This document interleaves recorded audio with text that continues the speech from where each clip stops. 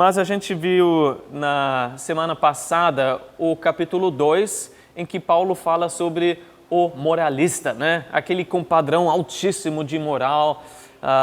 Porém, a ira de Deus também está sobre essas pessoas, né?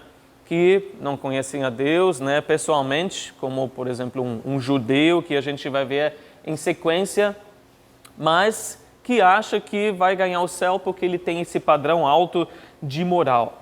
Porém, Paulo falou, querido, você é tão culpado, né? Você peca tanto quanto uma pessoa que pratica o pecado abertamente, né? Você é tão culpado quanto você acaba pecando exatamente naquilo que você julga o outro. Talvez não fisicamente, mas no coração, né? As suas atitudes falam mais alto. E você ainda é orgulhoso porque você se acha melhor do que os outros. E aí Paulo falou também, cada minuto que Deus dá para vocês, né, deveria ser visto como bondade de Deus. Que o julgamento raramente vem imediatamente naquele momento que a pessoa peca, né? E deveria ser visto como oportunidade para se arrepender. É a bondade de Deus que nos leva ao arrependimento. Deveria ser visto como chance para se acertar com Deus. E ele ainda falou que, mesmo se a pessoa não tem a lei de Deus, como a gente vai ver hoje a respeito do judeu, ele acaba quebrando a própria lei que ele cria, né? Esse padrão de moral, mesmo que ele seja parecido com a lei de Deus, mas não é os 10 mandamentos, o que seja, o homem não consegue fazer o bem que ele almeja. Aquele padrão que ele tem, que ele julga aos outros, ele mesmo quebra. Então a gente viu até aqui, começando já no capítulo 1, o pagão, né? Que não quer saber de Deus, apesar de ter todas as evidências. Não quer saber de Deus, ele é culpado, a ira de Deus está sobre essa pessoa. O moralista também, e agora a gente chega no judeu, a partir do versículo 17 até o versículo 29. O judeu também, será? Mas será que não é diferente porque ele tem a lei de Deus, porque ele conhece a Deus? Quais as vantagens que ele tem? Porque a gente lembra que na igreja em Roma tinha muitos gentios, mas também judeus, né, que tinham orgulho, né, da sua herança, né, judaica. Vamos ver os versículos 18 a 20 para ver as vantagens, né, que o judeu sabia que tinha. Diz assim, versículo 17 a 20. Ora, você leva o nome de judeu, apoia-se na lei e orgulha-se de Deus. Você conhece a vontade de Deus e aprova o que é superior, porque é instruído pela lei. Você está convencido de que é guia de cegos, luz para os que estão em trevas, instrutor de insensatos, mestre de crianças, porque tem na lei a expressão do conhecimento e da verdade. Vamos focar então nas vantagens que a gente tem nesses primeiros 2 versículos que a gente viu, 17 e 18. 5 vantagens que a gente vê aqui. Primeiro, leva o nome de judeu, né? Então, eles sabiam que eles eram escolhidos, né? Eles eram o povo escolhido por Deus. Isso tem um peso muito grande, porque entre todos os povos no Antigo Testamento, Deus escolheu um só, né? Os hebreus, os judeus. Eles eram o povo da aliança, que tinham um relacionamento especial com Deus, né? Podiam se apoiar naquilo. Na verdade, quando a gente vê a atitude, né, dos judeus para com os gentios, os não-judeus, para eles os gentios eram só combustível para o fogo do inferno.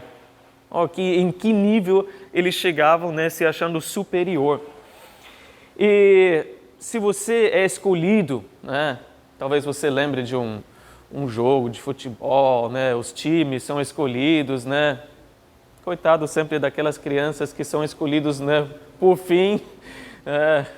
Tem que dar muito apoio, né, muito moral para ele. E aquele que é escolhido primeiro, porque deve ser o craque, né? Então, é fácil você se sentir superior aos outros porque você foi escolhido, né? É fácil você começar a até procurar razões por quais você foi escolhido. Aquele menino que joga bola, ele sabe que ele é o melhor jogador de futebol naquele grupo, né? Então, qual a razão? Ele é atleta, ele é ágil, ele é rápido, ele faz gol, né? E os judeus chegaram nessa mesma conclusão. Porém, quando a gente volta no Antigo Testamento, no livro de Deuteronômio, se quiserem abrir no capítulo 7, eu vou ler 3 versículos em que Deus fala que eles são esse povo importante, escolhido, especial. Olha só, Deuteronômio 7, versículo 6. Deus falou para eles, Israel, pois vocês são um povo santo para o Senhor, seu Deus. O Senhor, o seu Deus, os escolheu dentre todos os povos da face da terra para ser o seu povo, o seu tesouro especial, o tesouro pessoal. Que privilégio, que honra, né? Eles sabiam disso. Nós fomos escolhidos dentre todos os povos. Próximo versículo, Deuteronômio 7:7.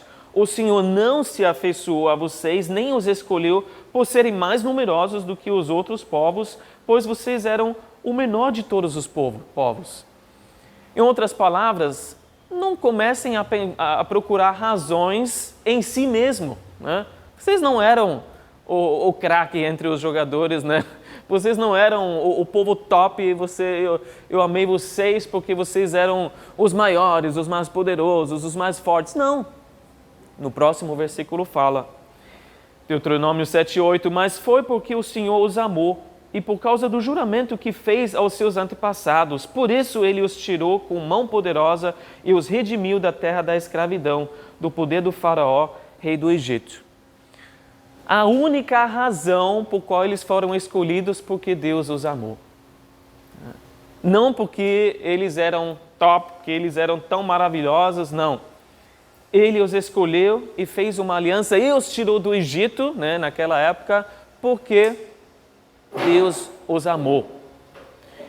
Isso será que nos lembra de alguém? Que a gente não está falando só dos judeus, né? A gente está falando de todos os cristãos também, e principalmente aqueles que seguem uma religião, né? Isso nos lembra, primeiro, de nós mesmos, porque nós somos o povo escolhido de Deus, né? Em 1 Pedro 2, versículo 9, fala, vocês, porém, a igreja, né, os cristãos hoje, são geração eleita, sacerdócio real, nação santa, povo exclusivo de Deus, para anunciar as grandezas daquele que os chamou das trevas para a sua maravilhosa luz. Nós, a igreja, os cristãos, nós fomos escolhidos, nós somos o povo de Deus, não no lugar de Israel, né, porque ele não tem 2 povos ou não apagou um para escolher outro, não, ele só tem um povo.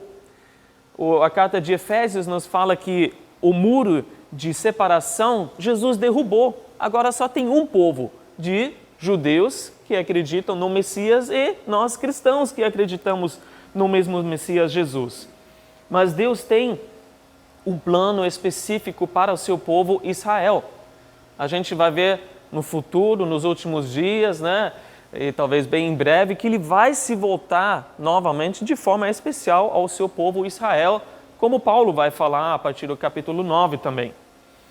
Mas o cristão, por causa dessa escolha, pode se sentir superior, não é? Talvez você, na sua carreira, né, cristã, da sua jornada cristã, você já estava nesse ponto de você estar cheio de orgulho porque você sabe, eu fui escolhido por Deus.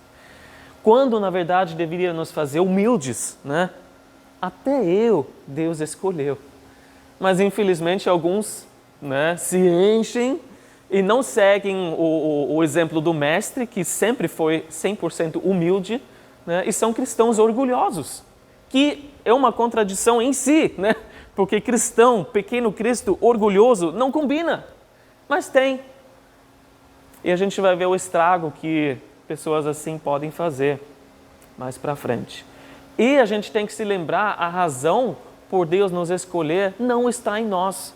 Não porque você é tão santo, tão bonzinho, porque você tem tanto potencial e Deus já sabe disso, por isso Ele queria você no seu time. Não foi por isso que você foi escolhido, mas porque Ele te amou. Porque Ele te amou primeiro, porque Ele enviou o seu Filho, né, para que você fosse salvo. Paulo ainda vai falar no próximo capítulo, Romanos 3, 27, onde está então o motivo de vanglória? Não tem motivo, a gente não tem motivo para se vangloriar, para se orgulhar de nada. Apenas se gloriar em Deus. Bom, eles tinham o nome de judeu, versículo 17. Segundo ponto, apoia-se na lei. Eles tinham a lei. E que coisa maravilhosa, privilégio que foi entregue a eles como única nação na face da terra, né? Só que levou os judeus a acreditarem que simplesmente por possuir a lei, eles seriam salvos, né? A gente tem a lei, então Deus vai, né, fechar os olhos, a gente já sabe de tudo. Porém, a lei não é um tipo de talismã. Só por você ter a lei, né, ninguém é salvo. Isso nos lembra um pouquinho também de cristãos religiosos, né, ou outras religiões que respeitam a Bíblia e deixam a Bíblia aberta lá no Salmo 91 ou Salmo 23, como se fosse um talismã, né, para espantar alguma coisa ou para dar sorte, ou o que seja, né. Ainda tem várias versões, né, e traduções da Bíblia. E as pessoas hoje, às vezes, acabam gastando mais tempo em brigar, né? Não, é só essa versão que é inspirada, né? Não, é só aquilo que a gente deve ler. Ó, um pastor amigo meu, que foi por muitos anos professor na escola bíblica, ele sempre fala, eu fui salvo por ler uma Bíblia paráfrase, né? Que não é uma tradução palavra por palavra, como, por exemplo, a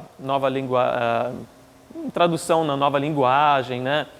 Eu fui lendo assim. Eu não daria um estudo, né, baseado nessa tradução, mas essa tradução eu li, eu fui salvo por causa disso. Então a gente não pode rejeitar nenhuma tradução. Qual a tradução inspirada? Nenhuma. A inspiração está na língua, né, original, no hebraico, no grego. Deus, graças a Deus, usou, né, muitas pessoas estudadas, né, cheias do Espírito, para nós trazer uma tradução para a nossa língua. Mas não é isso que é inspirado. A original é inspirado por Deus e, graças a Deus, nós podemos entender o original pela tradução. Mas não vamos brigar por causa disso. Apenas ter uma cópia da Bíblia não faz de ninguém um cristão, né? Só possuir a lei ou a Bíblia não salva ninguém. E a gente não pode se apoiar nesse fato. Em terceiro lugar, ainda no versículo 17, orgulha-se de Deus. Era o relacionamento com Deus que eles tinham o privilégio, né? Porém, eles se vangloriavam que eles tinham um relacionamento com Deus. Nós somos assim com o Criador dos céus e da terra, né? Nós conhecemos o Deus único, porque eles eram escolhidos e os outros não, por assim dizer, né? Eles poderiam chegar, falei com Deus agora há pouco. E isso pode soar bem prepotente, né? Como se você estivesse falando para outra pessoa, eu tenho o número particular do Pelé, eu posso ligar quando eu quiser, eu falo com Bolsonaro, vai saber quem você acha importante, né? Tem uma linha direta com essa pessoa. E, nossa, como você é importante, né? Mas a gente se lembra que a gente pode reagir ou agir da mesma forma, né? Quantos cristãos não pensam em falar, eu posso fazer essas coisas, eu posso ser tão ruim quanto a outra pessoa, mas no final eu tenho um relacionamento com Jesus. Eu levantei a minha mão quando eu era criança, adolescente ou jovem, né? Um dia, agora... não importa tanto como que eu vivo, né?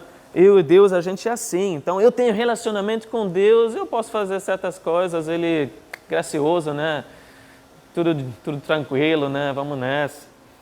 Então, pensa até que é melhor que o outro só por ter um relacionamento com Deus.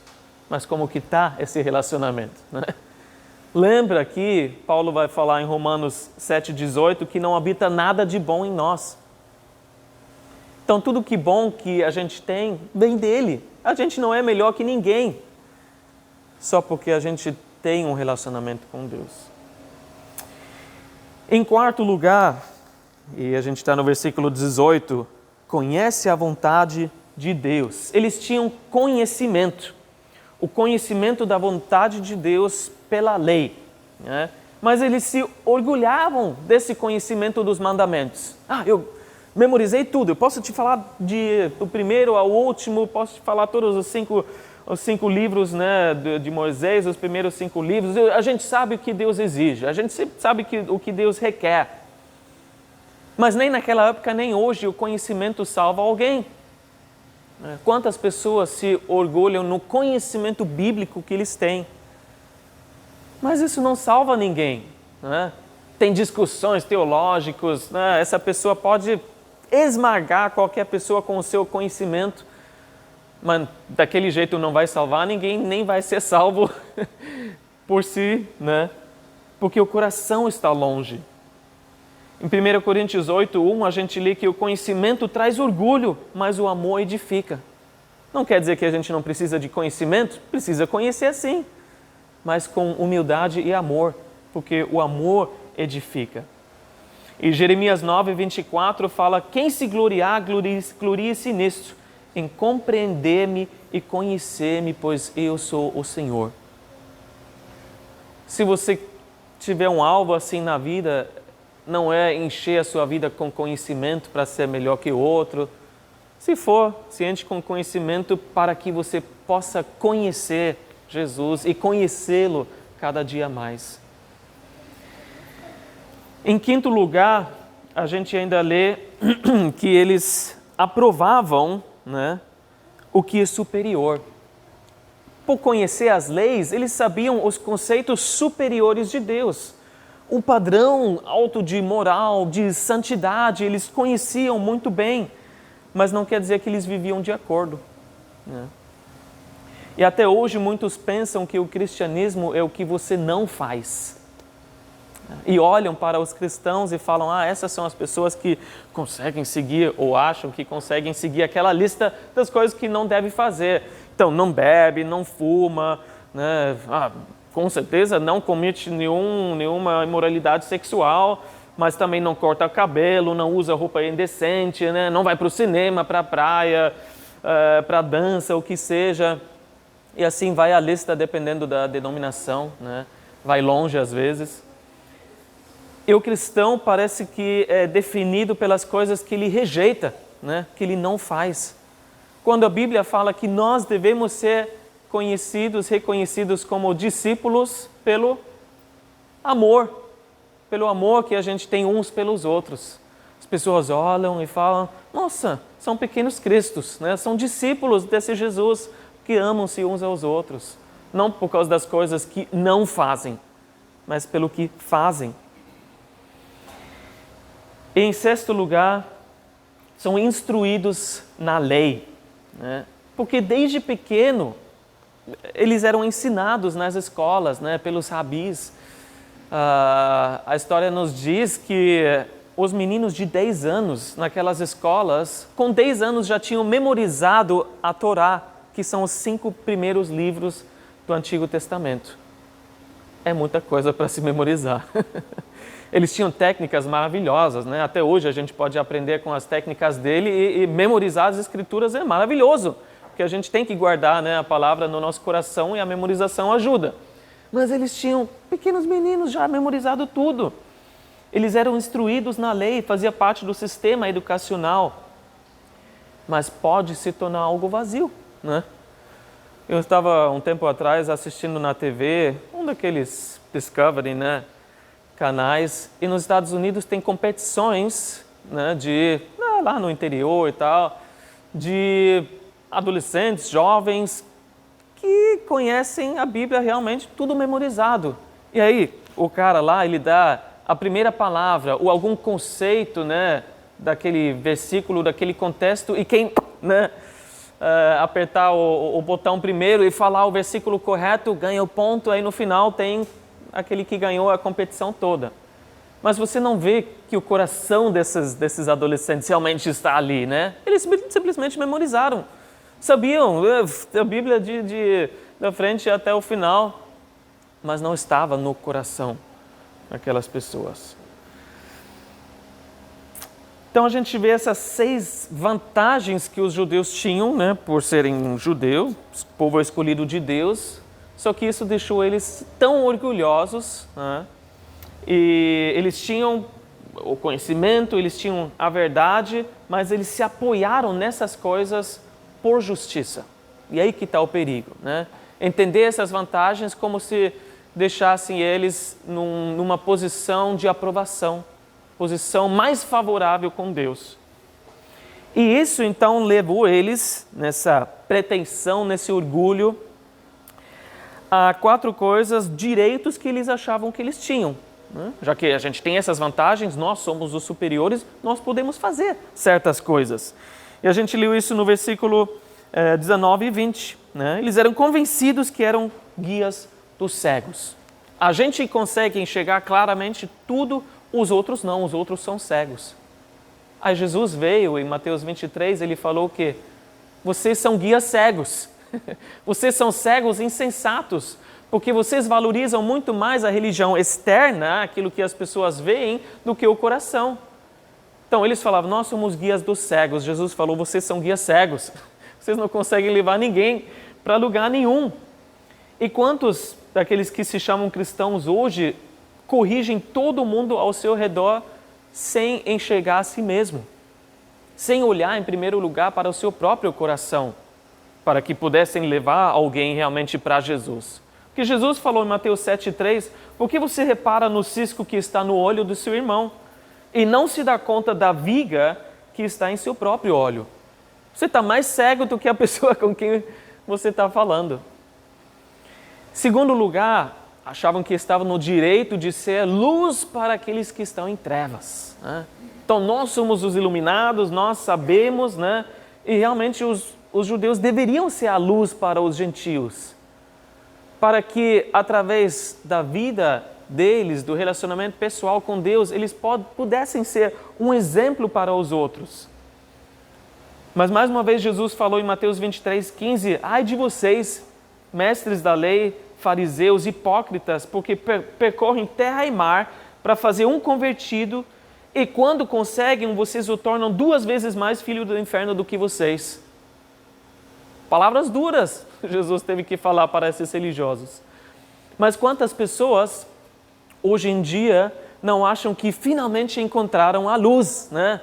Estão tão orgulhosos disso, né? Porém estão presos num sistema religioso. Né? Faz isso e Deus te ama e te abençoa. Né? Principalmente financeiramente, que esse é o lema. Né? Mas essas pessoas, no final, se tornam muito mais legalistas do que as próprias pessoas, talvez, que convidaram eles, né, para aquela reunião, para aquele estudo. Em terceiro lugar, eles se achavam instrutores de insensatos. Quer dizer, todos os outros são ignorantes, né? A gente que sabe, os outros não sabem nada. Então, vamos aproveitar cada oportunidade para apontar o dedo e corrigir, porque eles estão ignorantes. Quantos cristãos hoje se consideram a polícia de Deus, né? E apontam em qualquer erro que eles veem, seja não cristão, seja cristão, não importa, pensando até que como se o não cristão tivesse a obrigação de conhecer a palavra de Deus. Ele não sabe o que Deus exige, né? Ele faz porque vive no seu pecado e acha que é isso que faz ele feliz. Então não adianta ir lá e falar, não, você não pode fazer isso, né? E apontar o dedo e julgar aquela pessoa, nem sabe o que Deus diz. Seria muito melhor, ao invés de ser polícia, ser o socorrista, né?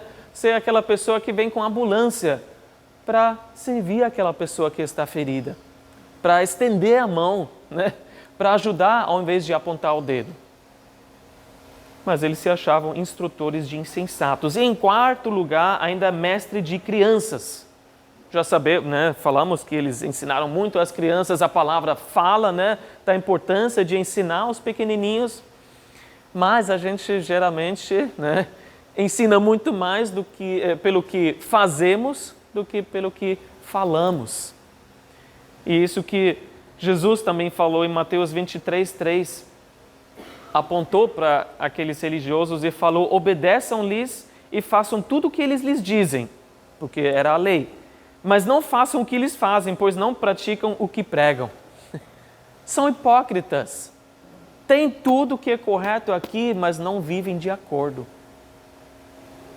Então, por isso, ele continua, versículo 21, a 24, é por isso que ele chegou nesse ponto que ele também é indesculpável.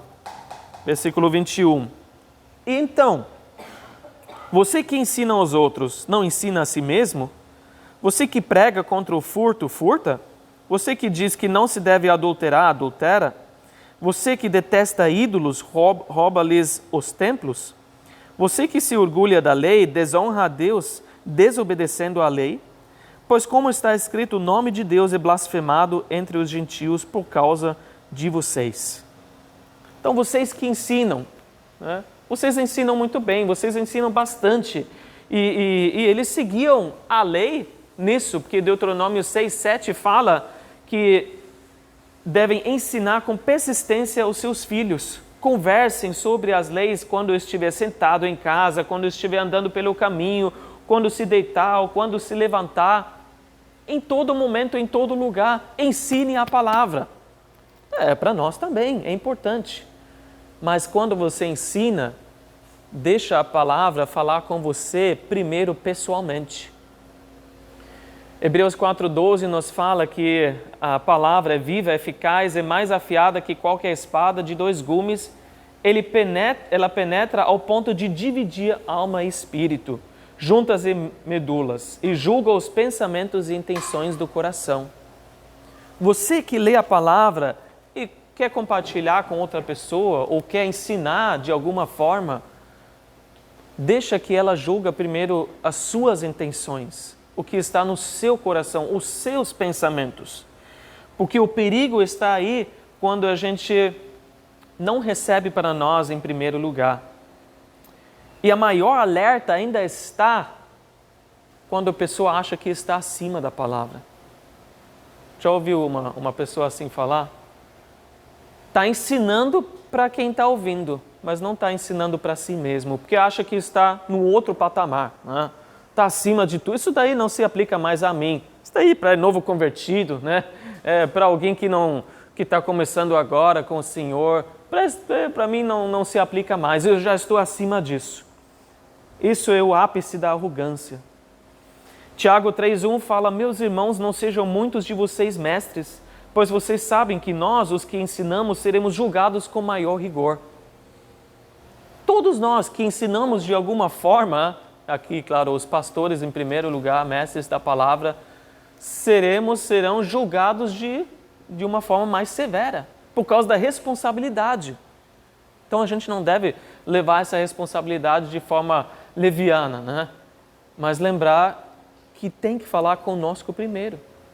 A palavra que eu ensino, ou que você ensina para as crianças, ou que você ensina para outra pessoa, tem que falar com você em primeiro lugar. E os judeus não faziam isso, então eles eram culpados em quebrar a lei. E aí ele cita 3 leis que eles quebravam constantemente. E o que os judeus faziam? Os rabis, eles faziam de tudo para interpretar as escrituras de um jeito para deixar todos os judeus livres de culpa. Você já ouviu alguém falar assim, né? Interpretar as escrituras para deixar você o mais livre de culpa possível, né? E você mesmo, na sua leitura, pode fazer interpretações erradas, né? Ou passar por cima de algumas passagens que mais mexem com você. Só que Jesus veio e no Sermão do Monte, ele falou, essas interpretações estão erradas. E corrigiu todos. Ele falou, Deus vai julgar não só as suas ações, mas as suas atitudes também. O que está dentro do seu coração. E fora também, obviamente, os judeus, na época, tinham muitas práticas desonestas nos negócios. E aqui fala dos templos de ídolos.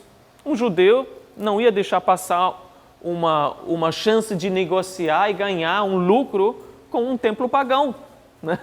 Então, eles estavam pensando mais no dinheiro do que na vida reta diante de Deus. Eles estavam quebrando a lei da mesma forma como todos os outros que nem tinham a lei. E indiretamente ele fala, vocês ainda estão culpados do pior dos pecados. Porque para eles a blasfêmia era a pior coisa que eles poderiam, ou que alguém poderia fazer. Aí ele fala, de um lado vocês se orgulham da lei. A gente tem a lei, né? A gente segue a lei, e até hoje os judeus ortodoxos, se você for para Israel, eles seguem a lei de forma tão literal que eles têm essas caixinhas pequenas que se chamam filactérios, né? Caixinhas pequenas com pequenos trechos do Antigo Testamento. Eles colocam uma na testa e outro no braço esquerdo, porque a Bíblia, né, a lei fala isso. Então eles seguem exatamente isso, mas vê se eles realmente têm o Senhor no coração. Eles se orgulhavam da lei, mas por outro lado desonravam a Deus, porque a realidade dentro do coração deles não correspondia com aquilo que eles estavam mostrando. E assim eles faziam de Deus um bobo, que não está vendo o que realmente está acontecendo no coração. E quantas vezes a gente não é culpado disso? De achar que Deus não está vendo. Eu posso fazer certas coisas, né? Mas você pode enganar todo mundo, menos a Deus. Deus vê, Deus sabe exatamente o quão sério você está levando o relacionamento com Ele. Ele sabe exatamente se aquilo que você fala e faz corresponde àquilo que você pensa e crê lá no seu coração. Ele sabe a realidade daquilo que está por dentro. E Ele pode até revelar, que Ele revele a nós o que está em nós através do espelho, né, dessa palavra. Ele às vezes até revelou para outras pessoas. Lembra em Atos que Ele falou para Pedro? Esse Ananias e Safira, eles estão mentindo. Eles estão mostrando que eles têm todo o dinheiro e deram todo o dinheiro para a igreja, mas não deram, são hipócritas. E Pedro foi e apontou para isso, porque Deus não quer que a hipocrisia permaneça na igreja. Eles estavam blasfemando a Deus de forma indireta, e o nome de Deus, isso para um judeu tinha muito peso, né? Eles nem pronunciavam, nem escreviam o nome de Deus, porque era tão santo para eles, né? E esse nome estava sendo blasfemado pelos gentios. Se eles ouvissem um gentio blasfemar, eles falariam mais uma razão para ele queimar no inferno. Mas Paulo fala, é por causa de vocês. É por causa do testemunho da vida de vocês que eles estão blasfemando o Deus verdadeiro. Porque vocês são hipócritas. Porque vocês estão falhando em representar a Deus da forma como Ele deveria ser apresentado. Esses gentios, eles estão vendo uma representação errada, falsa de Deus, por causa de vocês. E quantas pessoas hoje não querem saber de igreja, não querem saber de Deus, né, pessoalmente, porque receberam uma imagem errada de Deus, por alguém que se disse embaixador oficial do reino de Deus. Mas por causa daquilo que ele falou ou fez e não correspondia com o seu coração, as atitudes, os pensamentos, e uma hora, né, todo mundo percebe. Essa pessoa não quer saber mais. Essa pessoa deu as costas para o Deus verdadeiro, porque alguém que carregava o seu nome não o seguia de todo o coração. E por isso a gente vê, infelizmente muitas pessoas não querem saber, porque tem abuso de poder dentro da igreja, porque tem desvio de dinheiro, tem divórcio, tem fofoca, tem calúnia, tem falta de perdão, falta de misericórdia, e as pessoas veem e tiram as suas conclusões a respeito de Deus. Os judeus também somos nós, a igreja, o seu povo, que a gente possa representar o Senhor de forma correta. No final desse nosso texto aqui, a segunda parte, porém a gente vai ler do versículo 25 a 29, é um pequeno protesto dos judeus, né, que tinham outro coringa na manga, por assim dizer. Versículo 25, a circuncisão tem valor se você obedece à lei, mas se você desobedece à lei, a sua circuncisão já se tornou incircuncisão. Se aqueles que não são circuncidados obedecem aos preceitos da lei, não serão eles considerados circuncidados? Aquele que não é circuncidado fisicamente, mas obedece à lei, condenará você que, tendo a lei escrita e a circuncisão, é transgressor da lei. não é judeu quem o é apenas exteriormente, nem a circuncisão aqui é meramente exterior e física. Não, judeu é quem o é interiormente. A circuncisão é operada no coração, pelo Espírito e não pela lei escrita. Para estes o louvor não provém dos homens, mas de Deus. Então, um pequeno protesto dos judeus. Mas espera aí, tá bom, a gente entende, a gente até reconhece que a gente pode errar também, porém nós pertencemos ao povo escolhido de Deus, porque Deus fez uma aliança com Abraão e nós temos esse sinal no nosso corpo. A gente tem a circuncisão, a gente tem a prova que a gente tem a garantia da nossa salvação. Essa circuncisão, se você ler o texto rápido, né, é repetida tantas vezes que você... vamos ler de novo, para entender melhor. O que é a circuncisão? A circuncisão era exatamente esse sinal externo de que alguém pertencia ao povo de Deus. Era a aliança com Abraão. Era esse sinal que no 8º dia, né, o prepúcio do órgão sexual masculino seria removido. E esse era o sinal para os judeus que eles pertencem a essa aliança com Abraão que Deus fez. Porém, embora sendo um sinal externo, sempre teve uma realidade muito mais profunda, porque até na lei disse que tem a ver com o coração. Eu vou ler de uma outra versão, porque a NVI fala mais que é fiel à aliança e tal, né? Interpreta isso de uma forma. Eu vou ler de Deuteronômio 10:16, que fala: circuncidai, pois, o prepúcio do vosso coração, e não mais endureçais a vossa cerviz. Né? Então, vocês precisam circuncidar o coração de vocês. Não importa tanto o exterior, mas o interior. E Deuteronômio 36, ele falou: e o Senhor teu Deus circuncidará o teu coração e o coração da tua descendência, para amares ao Senhor teu Deus com todo o coração e com toda a tua alma, para que vivas. Aqui a gente já tem até uma indicação que é o próprio Senhor que precisa fazer essa circuncisão do coração. Porque o homem pode cortar a carne externa, mas é o Senhor Deus que precisa fazer essa cirurgia do coração. Que não adianta enfiar, né, um escalpel lá no coração, vai se machucar muito, mas não vai conseguir tirar a velha natureza, a carne que está dentro de você.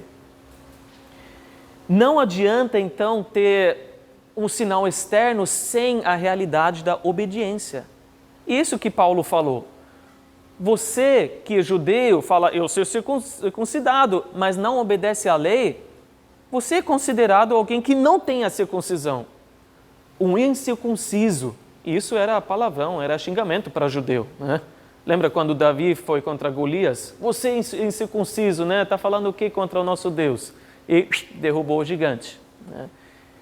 Aí seria um choque para o judeu. Mas espera aí, a realidade da obediência tem que estar viva no meu coração, senão eu sou um incircunciso. E aquele que não tem o sinal, mas obedece à lei, porque ele entende o que é certo diante de Deus, se torna como se fosse um circuncidado, mesmo não tendo o corte na carne. 1 Coríntios 7:19 diz que a circuncisão não significa nada. E a incircuncisão também nada é. O que importa é obedecer aos mandamentos de Deus. Qual a realidade do seu coração?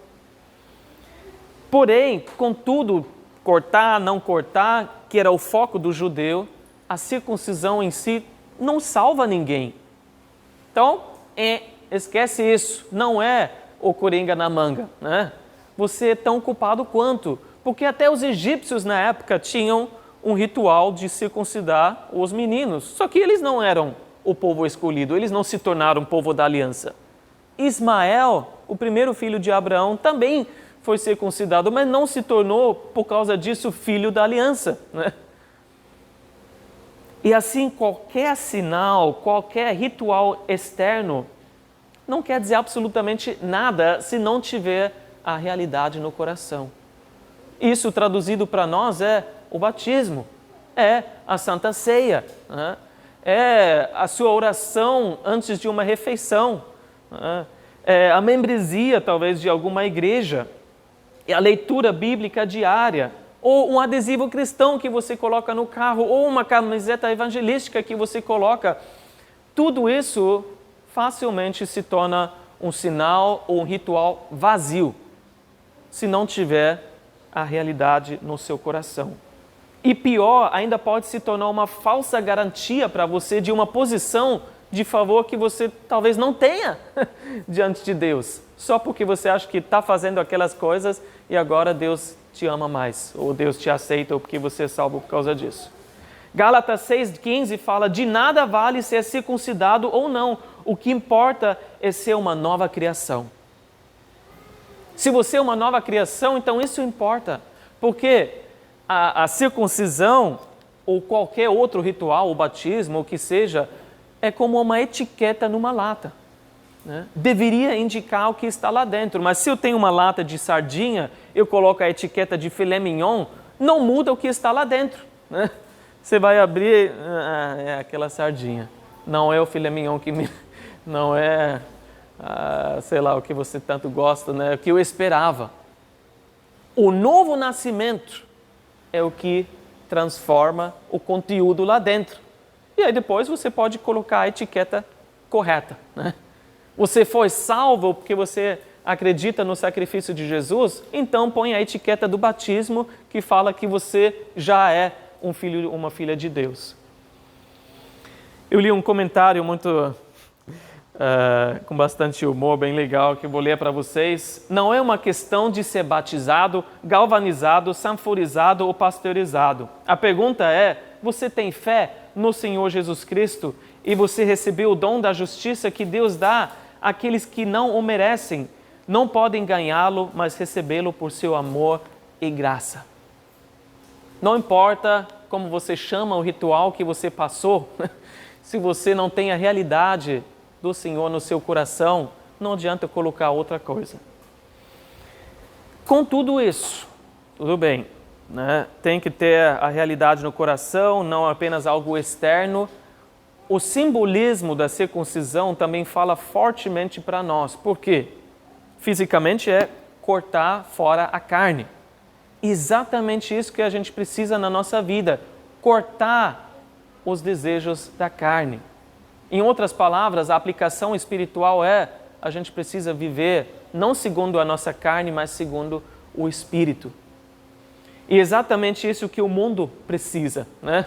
Assim a gente se torna o povo de Deus. Se a gente ama Jesus e anda segundo o Espírito. É isso que o mundo precisa ver. Esse tipo de cortar da carne.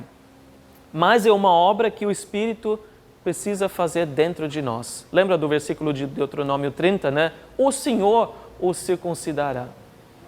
É o Espírito que precisa santificar o nosso coração. Porém, a gente também precisa querer, né? Ele aguarda a gente falar: eis aqui o meu coração, né? Corta fora toda a carne. A gente precisa ser parceiro nessa obra do Espírito Santo. Mas você entende que a luta contra a nossa carne está no nosso coração? É muito mais interna do que externa. Porque aquela pessoa que luta muito contra a sua própria carne, enfrenta várias tentações, você pode tirar a fonte da tentação.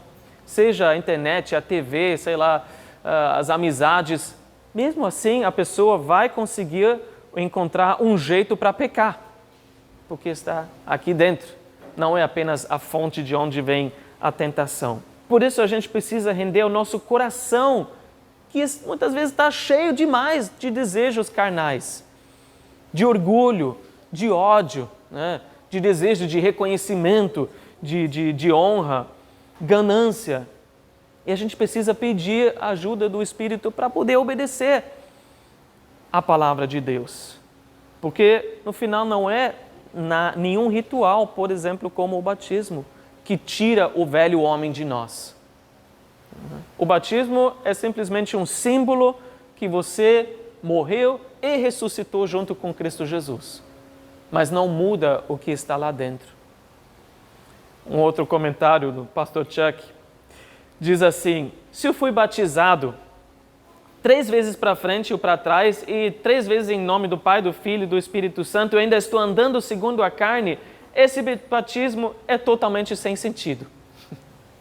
Então você pode jogar umas gotas de água, você pode enfiar essa pessoa na água 3 vezes para frente e para trás, não vai mudar nada se essa pessoa no coração não tem uma outra realidade e ainda continua andando segundo a sua própria carne.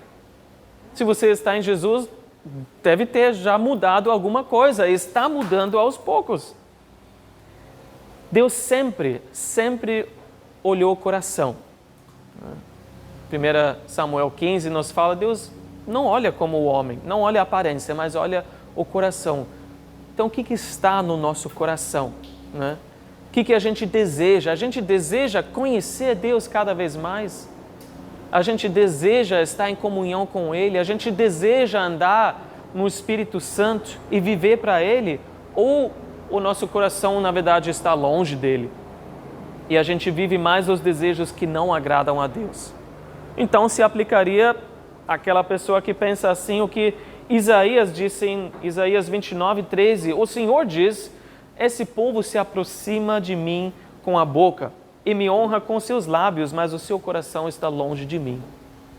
Ai de nós se a gente vem ao culto, canta louvores a Deus, mas a gente não está pensando naquilo que a gente canta e o nosso coração está longe de Deus. O homem é que olha para a aparência. E como Paulo termina, da honra, o louvor que não provém dos homens, mas de Deus, é um grande perigo quando todo elogio, todo louvor na sua vida vem dos homens. É uma grande indicação que você talvez já tenha se entregue totalmente ao seu ego, que você quer que as outras pessoas falem bem a sua vida. É bom que você tenha algumas pessoas de confiança na sua vida que possam falar a verdade. Você errou naquilo. Você não é tão assim como você pensa. Que a gente possa receber esse tipo de correção, de alerta, de amor, desses nossos irmãos. Ou será que a gente só está ouvindo os bajuladores, e das coisas que a gente quer ouvir? A questão é, será que Deus realmente está satisfeito comigo? Porque o louvor e a aprovação precisam vir de Deus. Então, eu estou em Cristo, eu sou uma nova criação em Cristo Jesus, eu vivo de acordo com Cristo, então eu vou ter uma realidade de Cristo no meu coração. Eu vou ter uma realidade espiritual de uma vida com Deus. Paulo falou em Gálatas 5:6, porque em Cristo Jesus nem circuncisão nem incircuncisão tem efeito algum, mas sim a fé que atua pelo amor. A minha vida vai mostrar uma vida de fé que atua pelo amor. Então a gente vê que chegando aqui no final do capítulo 2, e Paulo ainda vai dar o fechamento no capítulo 3, desse tema, ele deixou todo mundo sem desculpa. O pagão, o moralista, o judeu, aquele religioso, todo mundo está debaixo da ira de Deus. E se a gente não aceitar e receber pela fé a justiça que está em Jesus, a gente está perdido para sempre. Mas ele precisava, Paulo, gastar esses quase 2 capítulos falando sobre isso, pintando essa realidade tão escura, para que a luz do Evangelho, que ele vai falar agora no capítulo 3, pudesse brilhar mais ainda, para que a glória do Evangelho pudesse brilhar mais ainda nesse pano fundo escuro. Então, com isso no coração, com isso em mente, vamos orar, agradecer.